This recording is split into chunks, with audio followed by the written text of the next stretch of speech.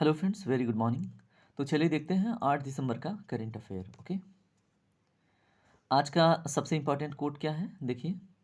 उठो, जागो और तब तक नहीं रुको जब तक लक्ष्य ना प्राप्त हो जाए। मीन्स कि इफ़र्ट तब तक करते रहिए जब तक कि आपको आपका गोल अचीव नहीं हो जाता। ठीक है, तो उठिए, जागिए और आलस्य को छोड़िए और लग जाइए। अपना शेड्यूल मेंटेन कीजिए, प्लान बनाइए और उसे कंप्लीट कीजिए।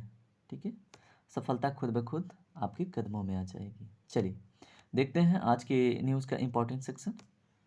तो देखिए क्या है, हम डेली एक वकैब देखते हैं। तो आज का वकैब क्या है, कॉन्टेंशियस। कॉन्टेंशियस मीन्स क्या होता है, विवादास्पद। जैसे होता है ना, ये ज़मीन बड़ी विवादास्पद है इसलिए इस पे घर नहीं बन पा रहा है ना। शहरों में ऐसे बहुत सारे ज़मीन आप देखोगे। ठीक है, तो उसके लिए आप वर्ड वहाँ पे मतलब ये यूज़ कर सकते हो।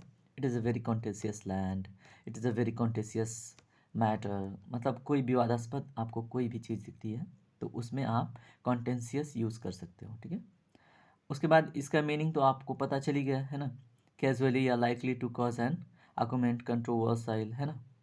अब देखिए इसका सिनोनिम्स क्या है, एंटागोनिस्टिक। एंटागोनिस्टिक इसका क्या है, सिनोनिम्स है। अगर हम बात करें कम्बैटिव, ये भी इसका सिनोनिम्स है। इसका एंटोनिम्स क्या है, agreeable.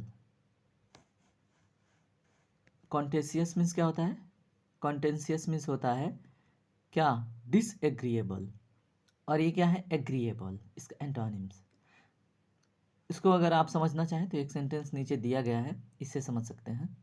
There is nothing to indicate that he was contentious actually by nature.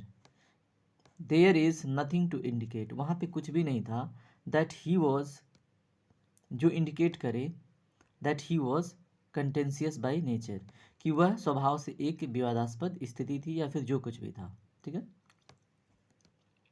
चलिए देखते हैं आज का इम्पोर्टेंट क्वेश्चन जो आपके करंट अफेयर से रिलेटेड है और आपकी न्यूज में जो अपडेट है। तो भारत ने किस देश के साथ एक बुद्धिमान परिवहन प्रणाली के लिए आर्थिक विकास सहयोग कोष के ऋण के लिए एक समझौते पर हस्ताक्षर किया है, बताइए। With which country did India sign an agreement for a loan from the economic development cooperation fund for an intelligent transportation system.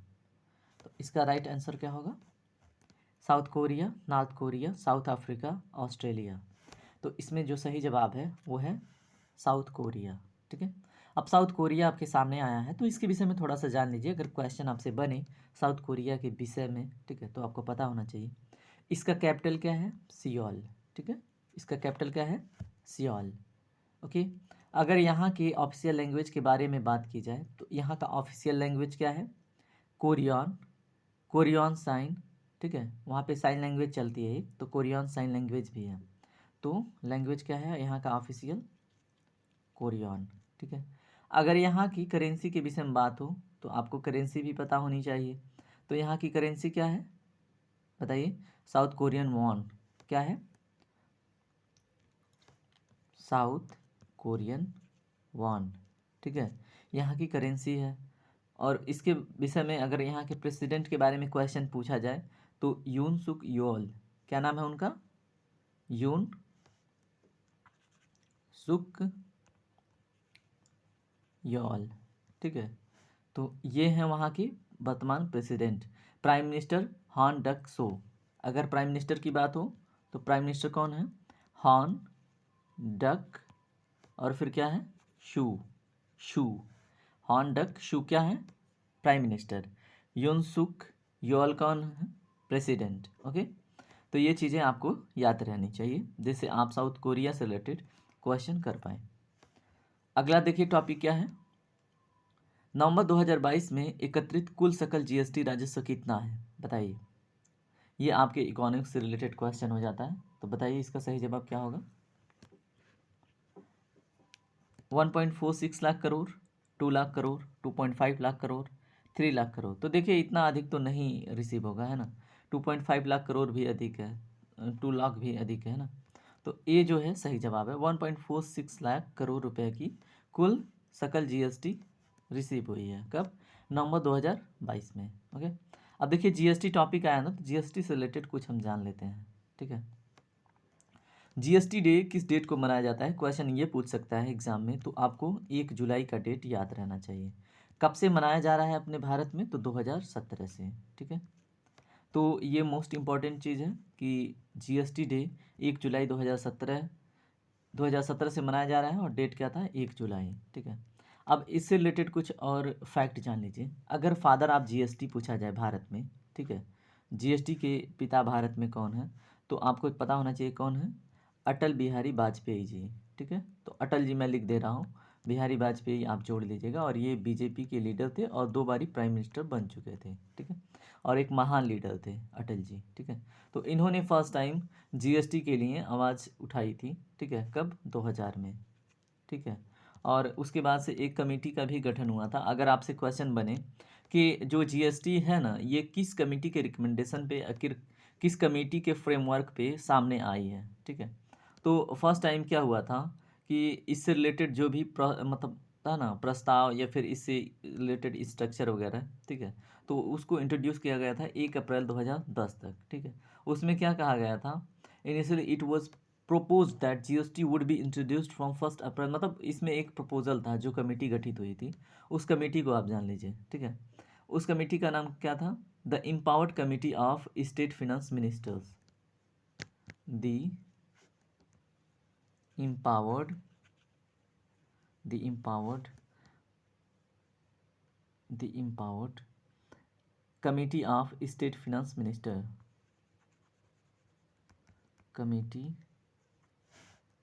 of, ये अगर आपसे एग्ज़ाम में पूछे तो आपको पता होना चाहिए, है ना, कि किस कमेटी के रिकमेंडेशन पे ये सामने आया है ना, फिनांस मिनिस्टर्स।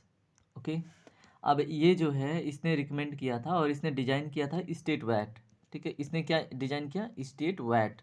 ठीक है, वैल्यू एडेड टैक्सेशन सिस्टम का एक डिजाइन इसने तैयार किया। जो किस क्या रोड मैप तैयार किया? जिसने जीएसटी का एक रोड मैप तैयार किया। तो कमेटी रिकमेंड करने वाली the empowered committee of state finance minister, इसने रिकमेंड डिजाइन किया स्टेट वैट और वही बाद में जीएसटी के लिए रोड मैप बना। ठीक है, चलिए आगे देखते हैं। अगर इसमें आपसे एक चीज़ और पूछा जाए, जो जीएसटी काउंसिल का हेड होता है, ठीक है, तो कौन होता है? चेयरमैन कौन होता है जीएसटी काउंसिल का? तो वो जो यूनियन फाइनेंस मिनिस्टर होते हैं ना, तो यूनियन फाइनेंस मिनिस्टर ही होते हैं जीएसटी काउंसिल के हेड। और वर्तमान में बात किया जाए तो निर्मला सीतारमन जी हैं। ठीक है, अगला देखते हैं टॉपिक। आपसे पूछा जा रहा है निम्नलिखित में से कौन सा बड़ा असम वन और जैव विविधता संरक्षण परियोजना है? ठीक है, क्वेश्चन पढ़िए। Which of the following is the larger Assam forest and biodiversity conservation project? तो आपको बताना है कि जो दिए गए ऑप्शन हैं इनमें से कौन सा बड़ा असम वन का, ठीक है, जो असम फॉरेस्ट वन और जैव विविधता संरक्षण प्रोजेक्ट है, ठीक है, अभी प्रोजेक्ट अनाउंस्ड हुआ है, तो बताइए। मानस प्रोजेक्ट, पवितारा प्रोजेक्ट, काजीरंगा प्रोजेक्ट, कोई नहीं। इसका सही जवाब क्या है? बताइए, इसका सही जवाब क्या है? काजीरंगा प्रोजेक्ट इसका सही जवाब होगा। ठीक है, Kaziranga project with the right answer for this question. ठीक है, यानी कि हाल फिलहाल में जो larger Assam forest and biodiversity conservation project है वो काजीरंगा प्रोजेक्ट है। ठीक है, अब हम काजीरंगा सामने आए तो इसके विषय में कुछ जान लेते हैं। ठीक है, क्या जान लेते हैं कि काजीरंगा नेशनल पार्क की स्थापना कब हुई थी? ठीक है, क्योंकि यहाँ से क्वेश्चन पूछे जा चुके हैं, इसलिए जानना जरूरी है। ठीक है, तो इसकी स्थापना हुई थी नेशनल पार्क के रूप में नहीं, ये पार्क के रूप में 1905 में। ठीक है, और इसको 1974 में नेशनल पार्क का नाम दिया गया। ठीक है, ये आपको दोनों ईयर पता होना चाहिए। अब इसमें इम्पोर्टेंट क्या है, ये किस लिए फेमस है? ठीक है, Kaziranga national park one horn rhinoceros के लिए फेमस है। क्या? One horn rhinoceros. ओके, तो एक सींग वाले जो गैंडे होते हैं, ठीक है, उनके लिए फेमस है क्या? Kaziranga national park. ठीक है, उनके संरक्षण से रिलेटेड। और और भी वहाँ पे जो मैक्सिमम राइनोसोरस हैं वन सींग वाले, ठीक है, एक सींग वाले, तो ये यहीं पे पाए जाते हैं। कहाँ पे? काजीरंगा में। तो ये चीज़ आपको पता होना चाहिए। काजीरंगा के विषय में एक फैक्ट और भी है। अगर हम सैटेलाइट बेसिस होता है ना, satellite phone basis first national park कोई बना था तो काजीरंगा ही था, ठीक है। सैटेलाइट फ़ोन से कनेक्टेड कोई नेशनल पार्क था तो काजीरंगा ही था, ठीक है। तो ये भी आपको पता होना चाहिए। चलिए आगे बात करते हैं, ठीक है। और इसको ना काजीरंगा एक विशेष नाम से जाना जाता है, Kaziranga as a big five, ठीक है। तो बिग फाइव में इसमें क्या ऐड किया जाता है, जैसे अगर हम इसको Kaziranga as a big five कहते हैं तो इसमें फाइव क्या है, पहला राइनोसोरस है ना, राइनो यहाँ पे लिख रहा हूँ। उसके बाद दूसरा क्या है, टाइगर के लिए, ठीक है। इसको टाइगर रिजर्व के रूप में भी डिक्लेयर किया गया था, ठीक है। तो ये क्वेश्चन आपसे है कि इसको टाइगर रिजर्व कब डिक्लेयर किया गया, ठीक है। तीसरा किस लिए जाना जाता है, तीसरा इसमें एलिफेंट के लिए इसको जाना जाता है, ठीक है। बिग फाइव इसीलिए इसको बोलते हैं। चौथा किस लिए जाना जाता है, चौथा यहाँ पे एशियाटिक जो वाइल्ड बफेलो होती है ना, एशिया में जो जंगली भैंसें पाई जाती हैं उसके लिए भी, ठीक है, एशियाटिक वाइल्ड लाइफ बफेलो, ठीक है। और पांचवा किस लिए, यहाँ पे स्वैम्प डियर मतलब पाए जाते हैं, ठीक है। क्या, swamp dear, swamp dear, okay. तो इसलिए इसको हम क्या बोलते हैं, काजीरंगा फाइव, ठीक है, या फिर बिग फाइव। चलिए अगला टॉपिक देखिए क्या है, कौन सा देश नैतिकता पुलिस को समाप्त करेगा। अभी अनाउंस्ड किया है एक देश ने अपने वहाँ नैतिकता पुलिस को समाप्त करने के लिए, जो वहाँ पे मोरालिटी पुलिस होती है ना उसको ख़त्म करने के लिए। तो बताइए, तेहरान, ईरान, जापान, पाकिस्तान, इसमें सही जवाब क्या होगा। इसका सही जवाब है ऑप्शन नंबर बी, क्या है, ईरान, ठीक है।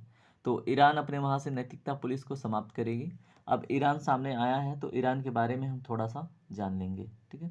तो ईरान के बारे में हम क्या जानते हैं, इसकी लोकेलिटी, और यहाँ पे क्या है कि यहाँ का कैपिटल क्या है, ठीक है, यहाँ पे राष्ट्रपति कौन है। तो ये चीज़ें एग्ज़ाम में पूछ सकती हैं, ठीक है। तो सबसे पहले अगर हम मान लें ये ईरान है, ठीक है, ऐसा कोई वर्ल्ड मैप नहीं है ये, बस आपको एग्ज़ाम में हेल्प करेगा ये चीज़। तो आपसे क्वेश्चन बन सकता है इसके पड़ोसी देश, ठीक है। तो इसके पड़ोसी अगर उत्तर पूर्व में बात करें, ठीक है, अगर ये नॉर्थ है, ठीक है, और ये क्या है, ईस्ट है, ओके, ये साउथ है और ये क्या है, वेस्ट है, ठीक है। तो अब ये क्या है, ईरान। तो आपसे एग्ज़ाम में क्वेश्चन देखिए यूपीएससी में पूछ सकता है तो यहाँ पे भी पूछ सकता है आपके किसी भी एग्ज़ाम में, ठीक है। तो इसके लोकेलिटी के बारे में हम जान लेते हैं और इसके नाइबरिंग कंट्री के बारे में। तो ये हो गया। अब इसके उत्तर पूर्व में अगर इस दिशा में देखें तो तुर्कमेनिस्तान है। कलर मैं चेंज कर लेता हूँ क्योंकि यहाँ से क्वेश्चन बनेगा, इसलिए इस पर मेहनत करना ज़रूरी है। यहाँ पे क्या है, तुर्कमेनिस्तान, ठीक है। अब मैं यहाँ पे तुर्कमेन लिख दिया, तुर्कमेनिस्तान आप समझ लीजिएगा। अब इसमें उत्तर में क्या है, यहाँ पे देखिए कैस्पियन सागर है, ठीक है, तो यहाँ पे कैस लिख दिया, ठीक है। अब और क्या है, अज़रबैजान इस साइड में है, ठीक है, यहाँ पे अज़रबैजान है, ठीक है, अज़र लिख दिया, ओके। अगर दक्षिण में देखें तो फारिस की खाड़ी है, यहाँ पे ईरान के साइड में देखेंगे तो यहाँ पे क्या है, फारस की खाड़ी, ठीक है, तो फारस लिख दिया। उसके बाद क्या है, पश्चिम में देखें तो यहाँ पे इस साइड में इराक है, ठीक है, क्या है, इराक, ओके। और क्या है बताइए, अफ़गानिस्तान और पाकिस्तान भी कहाँ पे हैं, अफ़गानिस्तान, उसके बाद ये है पाकिस्तान, ठीक है। और इस तरह से ये कवर हो जाता है आपका ईरान, ठीक है। तो ईरान का ऐसे मैपिंग करने का मतलब ये है कि आपसे एग्ज़ाम में कहीं क्वेश्चन पूछे तो आपसे ये बनना चाहिए, ठीक है। अब इसकी राजधानी की बात करें ईरान की, तो ईरान की राजधानी कहाँ है, तेहरान, ठीक है। ईरान की राजधानी कहाँ है, तेहरान, ओके। अगर यहाँ के राष्ट्रपति की बात की जाए तो राष्ट्रपति कौन है, इब्राहिम रईसी, क्या नाम है उनका, इब्राहिम रईसी, ठीक है। तो पता होना चाहिए इब्राहिम रईसी। चलिए अगला टॉपिक देखिए क्या है, ग्लोबल एविएशन सेफ्टी रैंकिंग 2022 का विजेता कौन है, ठीक है। तो बताइए, ऑस्ट्रेलिया, जापान, चाइना, सिंगापुर। इसका सही जवाब क्या है, इसका सही जवाब है सिंगापुर, ठीक है। तो ये ग्लोबल एविएशन सेफ्टी रैंकिंग 2022 में सिंगापुर ने टॉप किया है। तो आपसे सिंगापुर से रिलेटेड कुछ जानकारी होनी चाहिए और पूछी जा सकती है एग्जाम में, ठीक है। तो सिंगापुर के कैपिटल के विषय में बात की जाए तो सिंगापुर डॉलर, ठीक है। तो यहाँ पे करेंसी क्या चलती है, सिंगापुर डॉलर, ओके। ये सही से डॉलर बन नहीं रहा है। सिंगापुर डॉलर यहाँ पे चलती है करेंसी। उसके बाद अगर यहाँ की कैपिटल पूछी जाए तो सिंगापुर सिटी ही सिंगापुर की कैपिटल है, ठीक है। तो कैपिटल क्या है? सिंगापुर, ठीक है। ओके, अब यहाँ से एक और चीज़ पूछी जा सकती है क्या? यहाँ से पूछी जा सकती है क्या यहाँ की ऑफिशियल लैंग्वेज, ठीक है। तो इंग्लिश और फिर क्या है? मैंड्रियन और मलाय और तमिल। क्या है? इंग्लिश, उसके बाद क्या है? मैंडेरिन। क्या है? मैंडेरिन। मैंडेरिन क्या है यहाँ का ऑफिशियल लैंग्वेज। और उसके बाद मलाय, उसके बाद क्या है? तमिल, ठीक है। तो ये चारों वहाँ की ऑफिशियल लैंग्वेज है। उसके बाद नेशनल लैंग्वेज की बात की जाए, वहाँ की राष्ट्रीय भाषा क्या है? तो है मलाय। मलाय विल बी नॉट है, ठीक है। तो मलाय क्या है यहाँ का? क्या है? National language. और ये जो चारों क्या है? ऑफिशियल लैंग्वेज, ठीक है। तो सिंगापुर के बारे में इतना तो पता होना ही चाहिए। चलिए अगला टॉपिक देखिए क्या है। किस देश में माउंट सेमेरू ज्वालामुखी फटा है? तो देखिए ऑप्शन है फिलीपींस, यूएसए, इंडोनेशिया, मलेशिया। तो इसका सही जवाब क्या है? बताइए। इसका सही जवाब है इंडोनेशिया, ठीक है। तो माउंट सेमेरू जो ज्वालामुखी फटा है वो कहाँ पे है? इंडोनेशिया। अब यहाँ पे एक चीज़ और जान लीजिए, यहाँ पे एक कराकाटोआ नाम का, ठीक है, कराकाटोआ नाम का एक ज्वालामुखी फटा था, ठीक है। कब? 83 में, 1983 अबाउट, ठीक है। एग्जैक्ट ईयर आप बताइएगा, ठीक है। मुझे तो ये 1983 याद आ रहा है। एक मिनट, इसको ना मैं क्या करता हूँ, क्लियर करता हूँ। जस्ट वेट, जस्ट वेट, क्योंकि क्लैरिटी बहुत ज़रूरी है। देखिए अगर डाउट है तो फिर उसको क्लियर करके चलते हैं।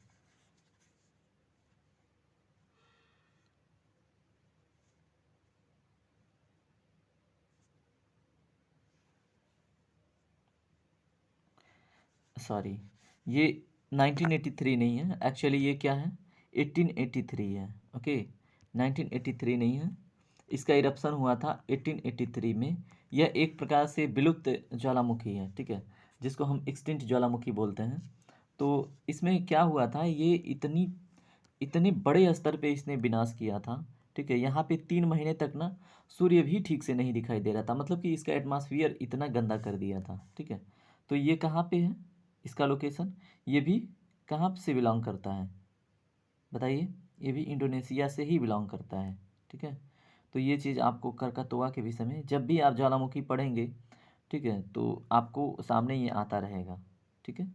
और ये लोकेशन कहाँ है बताइए? अगर एग्ज़ाम में क्वेश्चन पूछे कि क्राकातोआ का एग्जैक्टली लोकेशन क्या है, तो ये है आपके सुंडा स्टेट और जावा स्टेट की, ठीक है, बीच में जो ये फटा हुआ था, ठीक है। सुंडा स्टेट आप देखिए, ठीक है, जो जावा एंड सुमात्रा के बीच में, उसके आसपास, सॉरी। तो ये चीज़ आपको पता होना चाहिए, ठीक है, कहाँ पे? इंडोनेशिया में। अब इसमें और भी चीज़ हम जान लेते हैं किससे रिलेटेड?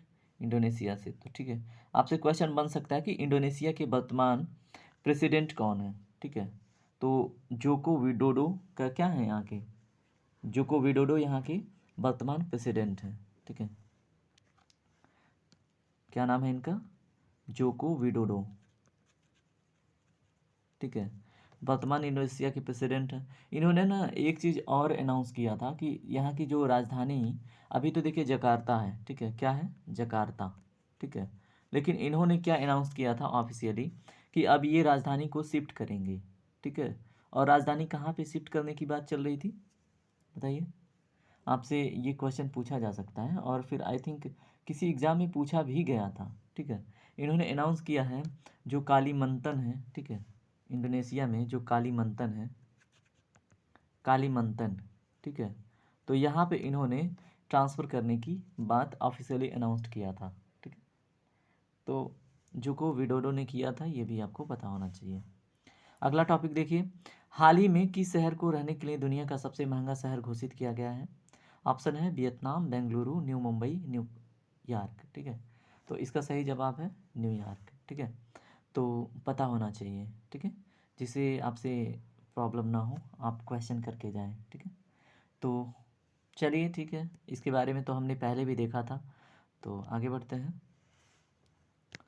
अगला टॉपिक देखिए क्या है, ये भी हमने कवर कर रखा है पिछले वाले न्यूज में।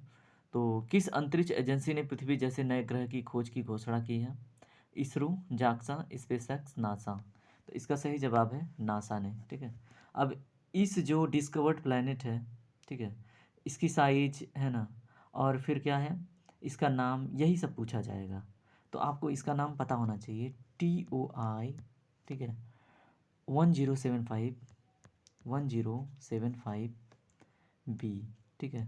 क्या है ये जो अभी हाल फिलहाल में नासा ने खोजा है, ठीक है, जो पृथ्वी से 10 गुना बड़ी है, ठीक है, 10 टाइम, ठीक है। तो पृथ्वी से 10 गुनी बड़ी है, ये भी आपसे पूछा जा सकता है, ठीक है, कितनी गुनी बड़ी है। और फिर इसका नाम क्या है, TOI 1075 बी, ठीक है। तो चलिए देखते हैं अगला टॉपिक। अगला टॉपिक क्या है, दिसंबर 2022 में किस म्यूचुअल फंड का नाम बदलकर बंधन म्यूचुअल फंड कर दिया गया है, ठीक है, बताइए। HDFC म्यूचुअल फंड, बंधन mutual fund, IDFC mutual fund, या फिर नन। तो बताइए क्या है इसका सही जवाब है IDFC म्यूचुअल फंड का नाम बदल के बंधन म्यूचुअल फंड कर दिया गया है, ठीक है। अब देखिए, आपको म्यूचुअल फंड अगर नहीं पता तो मैं आपको बताता हूँ कि ये म्यूचुअल फंड होता क्या है, ठीक है। म्यूचुअल फंड एक प्रकार का ऐसा फंड होता है जिसमें क्या होता है, कई लोग मतलब इंडिविजुअल, ऑर्गेनाइजेशन, है ना, छोटे बड़े मिलके क्या करते हैं, एक पूल तैयार करते हैं पैसे की, ठीक है, मनी की एक पूल तैयार करते हैं और इसको इन्वेस्ट करते हैं सिंगल पर्पज के लिए, ठीक है। जैसे ये मनी का एक पूल तैयार हो गया, अब इसको या तो इन्वेस्ट करेंगे कहीं पे, है ना, या फिर कोई गवर्नमेंट सिक्योरिटी होता है ना, गवर्नमेंट बॉन्ड बेचती है, या फिर किसी कोई कंपनी शेयर बेचती है ना, जो इक्विटीज़ बेचती हैं, शेयर बेचती हैं, बॉन्ड्स बेचा जाता है। और फिर मतलब किसी भी प्रकार की गवर्नमेंट सिक्योरिटी जिसे सरकार एक क्या करती है, एक लिखित दस्तावेज बेच के उसके बदले में पैसे ले देती है, सॉरी, जैसे मान लीजिए गवर्नमेंट सिक्योरिटी गवर्नमेंट बेचती है तो फिर उसमें ना डिस्काउंट पे बेचती है। जैसे उसने 5,000 का सिक्योरिटी लेटर बेचा, ठीक है, तो वो जब आप रिटर्न करेंगे या फिर वो रिटर्न खरीदेगी तो उसकी कीमत 6,000 होगी, ठीक है। तो इस प्रकार से सिक्योरिटीज़ में भी क्या करते हैं म्यूचुअल फंड वाले इन्वेस्ट करते हैं, बॉन्ड्स में भी इन्वेस्ट करते हैं, इक्विटीज़ में भी। तो इसमें म्यूचुअल फंड में क्या होते हैं, कुछ लोग मतलब ट्रेंड ऑफिसर्स होते हैं जिनको पता होता है कि कहाँ पे पैसे लगाने हैं, कहाँ से पैसे निकल के आएंगे, ठीक है। तो म्यूचुअल फंड का उद्देश्य यही होता है। चलिए अगला टॉपिक देखते हैं, दोनों में से किसने नेशनल शूटिंग चैंपियनशिप का मिक्स्ड टीम पिस्टल खिताब जीता है? देखिए, मनु भाकर एंड हरिमाऊ सिंह, मनु भाकर एंड सरबजोत, सरबजोत एंड दीपक सिंह, और इसमें है नन। तो इसका सही जवाब है मनु भाकर एंड सरबजोत ने क्या किया है, नेशनल शूटिंग चैंपियनशिप में मिक्स्ड टीम पिस्टल खिताब जीता है, ठीक है। तो कौन कौन है, मनु भाकर और सरबजोत, ओके। चलिए अगला टॉपिक क्या है, टाइम देखते हैं कितना हो गया, ओके 23 मिनट हो गए, ओके। अंतर्राष्ट्रीय नागरिक उड्डयन दिवस कब मनाया जाता है बताइए, 6 दिसंबर, 8 दिसंबर, 7 दिसंबर, 9 दिसंबर। तो इसमें से राइट आंसर कौन सा है, इसका सही जवाब है 7 दिसंबर, ठीक है। तो आपको ये चीज़ पता होना चाहिए। अब देखिए इसको ना फर्स्ट टाइम किसने अडॉप्ट किया था, मतलब किसने इसको मनाना, कब इसका डिक्लेरेशन हुआ कि 7 दिसंबर को क्या मनाया जाएगा, इंटरनेशनल सिविल एविएशन डे, ठीक है। तो 1996 में यूनाइटेड नेशन जनरल असेंबली ने ये प्रोक्लेम किया था, उद्घोषणा किया था कि 7 दिसंबर को क्या किया जाएगा, इंटरनेशनल सिविल एविएशन डे के रूप में सेलिब्रेट किया जाएगा। कब, 1996 में। किसने प्रोक्लेम किया था, किसने उद्घोषणा की थी, तो यूनाइटेड नेशन जनरल असेंबली, ठीक है। तो ये आपको पता होना चाहिए, ठीक है। तो उसके बाद से क्या हुआ, इसका ऑर्गेनाइजेशन 7 दिसंबर 1994 को हुआ था, ठीक है। इसका अगर ऑर्गेनाइजेशन की बात की जाए तो 7 दिसंबर 1994 से हो रही है, 7 दिसंबर 1994, लेकिन इसकी उद्घोषणा कब हुई, 7 दिसंबर को, कि पूरे लोग जो यूनाइटेड नेशंस जनरल असेंबली में सिग्नेटरी मेंबर हैं, ठीक है, तो वो क्या होंगे बताइए, वो लोग सेलिब्रेट करेंगे, ठीक है। तो इसमें जो ऑब्जर्व मेंबर हैं वो ऑल यूएन मेंबर स्टेट्स हैं, जो हमने अभी आपको बताया, ठीक है। तो ये चीज़ आपको पता होना चाहिए, तो ये कल के डेट में था। अब देखिए ऐसे टॉपिक्स आपके सामने आएंगे जो अभी हाल फिलहाल में गुजरे हैं, और फिर जो अभी हमने देखे हैं उस रिलेटेड आपको टेस्ट लगानी है। इसमें एक्सप्लेनेशन नहीं होगा, जस्ट क्वेश्चन और आंसर होगा, ठीक है। तो देखिए दिसंबर 2022 में माउंट सुमेरु ज्वालामुखी फटा, यह किस देश में स्थित है? अमेरिका, इंडोनेशिया, रूस या अल्जीरिया? तो माउंट सुमेरु कहाँ पे है? इंडोनेशिया में, अभी आपने देखा, ठीक है। देखिए नेक्स्ट क्वेश्चन क्या है? हाल ही में नेत्रहीनों के लिए तीसरे T20 विश्व कप टूर्नामेंट का उद्घाटन उद्घाटन किया गया, इसका ब्रांड एम्बेसडर किसे नियुक्त किया गया, बताइए। युवराज, सचिन तेंदुलकर, महेंद्र सिंह धोनी, यूसुफ पठान? इसका सही जवाब है युवराज सिंह। इसमें देखिए ये 5 से 17 दिसंबर तक चलेगा, ठीक है। इसको कहाँ से इसका इनाग्रेशन किया गया है? तो गुरुग्राम से, ठीक है, गुरुग्राम से, ठीक है। इसका इनाग्रेशन स्टार्ट हुआ है। कहाँ पे है गुरुग्राम? हरियाणा में, ठीक है। चलिए अगला देखिए क्या है, अगला टॉपिक देखिए। हाल ही में अबू धाबी में आयोजित होने वाली स्पेस डिबेट में भारतीय प्रतिनिधिमंडल का नेतृत्व निम्न में से किसके द्वारा किया जाएगा? Amit Shah, S Jaishankar, doctor Jitendra Singh, Rajnath Singh? तो इसका सही जवाब क्या है? इसका सही जवाब है डॉक्टर जितेंद्र सिंह, ठीक है। तो इसमें कौन पार्टिसिपेट कर रहे हैं? अबू धाबी में जो आयोजित होने वाली है स्पेस डिबेट में, तो भारतीय प्रतिनिधित्व मंडल का नेतृत्व करेंगे डॉक्टर जितेंद्र सिंह। तो डॉक्टर जितेंद्र सिंह अभी किस पोस्ट पे हैं? भारत में अगर इनकी स्थिति देखा जाए तो ministry of earth science of government of India के पोस्ट पे ये हैं, ठीक है। किस पे हैं? मिनिस्ट्री ऑफ अर्थ साइंस, ठीक है। तो मिनिस्ट्री ऑफ अर्थ साइंस, ठीक है, इस पोस्ट पे अभी ये कार्यरत हैं, ठीक है। और इनके विषय में और बात करें तो इसके पहले ये किस पोस्ट पे थे? इसके पहले ministry of science and technology का डिपार्टमेंट ये संभाल रहे थे। Ministry of science and technology 2014 से लेके, ठीक है, ये 2014 में मतलब 19 तक था इनका, ठीक है। अगर इनके विषय में और क्या बात की जाए, कहाँ से बिलोंग करते हैं, तो जम्मू से, ठीक है। तो ये चीज़ आपको पता होना चाहिए। चलिए अगला देखिए क्या है। दिसंबर 2022 में भारत के लिए वनडे में सबसे ज़्यादा रन बनाने वाले छठे बल्लेबाज बन गए हैं कौन? शिखर धवन, KL राहुल, विराट कोहली, रोहित शर्मा? इसका सही जवाब है रोहित शर्मा, ठीक है। अगला क्वेश्चन देखिए क्या है। हाल ही में क्या हुआ है? भारतीय नौसेना दिवस मनाया गया है, तो बताइए किस डेट को? 4 दिसंबर, 5 दिसंबर, 6 दिसंबर, 7 दिसंबर? इसका सही जवाब है 4 दिसंबर। कब से मनाया जा रहा है? 1971 से, ठीक है। 1971 में लिबरेशन वार हुआ था। उसमें एक चीज़ और हुई थी कि हमारी नवल बेस ने, INS ने पाकिस्तान के यानी कि PNS के 4 नवल बेस को, या फिर 4 क्या था, PNS को क्या किया था? सबमर्ज कर दिया था, डुबो दिया था, ठीक है। तो उनके ऑफिसर की याद में ये चीज़ भी मनाई जाती है। और उस दिन एक ऑपरेशन चली थी, ठीक है। उस ऑपरेशन का नाम मैंने बताया था पिछले सेशन में, ठीक है। तो उस ऑपरेशन का नाम आपसे उम्मीद करता हूँ आप बताएंगे, ठीक है। चलिए अगला क्वेश्चन देखिए क्या है। दिसंबर 2022 में छठवीं वंदे भारत ट्रेन का उद्घाटन किस शहर में किया जाएगा, बताइए। लखनऊ, अयोध्या, वाराणसी, नागपुर? इसका सही जवाब है नागपुर। कहाँ से कहाँ के बीच में चलेगा? क्वेश्चन यहाँ से पूछेगा, ठीक है। तो ये चलेगा बिलासपुर और नागपुर के बीच में, ठीक है। बिलासपुर और नागपुर के बीच में, ठीक है। तो क्वेश्चन यहीं से बनेगा, ये चीज़ आपको पता होना चाहिए। उद्घाटन करने वाले व्यक्ति कौन है? प्राइम मिनिस्टर अपने नरेंद्र मोदी। किस डेट को होगा? 11 दिसंबर को, ठीक है। छठवीं वंदे भारत ट्रेन का उद्घाटन, ठीक है। चलिए अगला देखिए क्या है। निम्न में से किस राज्य में अलग से दिव्यांग विभाग की स्थापना की जाएगी? महाराष्ट्र, उत्तर प्रदेश, मध्य प्रदेश, कर्नाटक? इसका सही जवाब है महाराष्ट्र। महाराष्ट्र में अलग से दिव्यांग विभाग की स्थापना की जाएगी, ठीक है। निम्न में से किस राज्य सरकार ने आरक्षण से संबंधित 2 संशोधन विधेयक पारित किए हैं? यहाँ से क्वेश्चन बनने की संभावना बहुत अधिक है।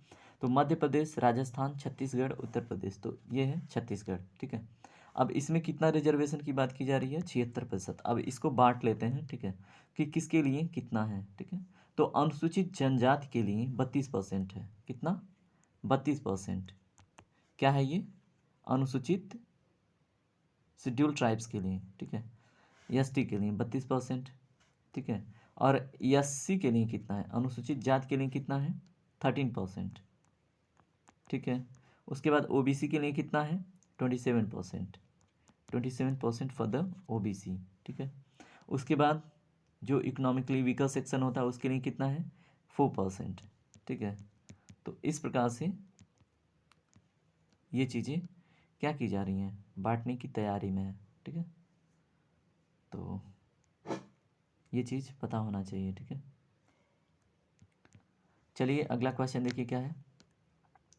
Women leading change in health and science पर सम्मेलन का आयोजन किस शहर में किया गया बताइए। नई दिल्ली, बेंगलुरु, लखनऊ, नोएडा। तो ये है नई दिल्ली। अब आपको बताना है किस डेट को किया गया है, ठीक है। तो ये चीज़ आपकी जिम्मेदारी है, ठीक है। अब इसके बाद देखेंगे आज का लास्ट क्वेश्चन क्या है। आपको ये बताना है निम्न में से किस देश में मोरालिटी पुलिस को भंग कर दिया गया है या किया जा रहा है। इसको डिटेल में हमने देखा, ये असाइनमेंट है, ठीक है। अब इसको आप कमेंट सेक्शन में डेफिनेटली बताइएगा ही बताइएगा। देखिए सेशन आपको पसंद आता है, आपका करंट अफेयर कवर होता है, ठीक है। अब आपको मज़ा आ रहा है तो लाइक, कमेंट, शेयर, सब्सक्राइब जरूर कर दिया कीजिए, ठीक है। तो चलिए, धन्यवाद दोस्तों, टेक केयर, राधे राधे, आपका दिन शुभ हो। हमारे साथ ऐसे ही जुड़े रहिए, बने रहिए।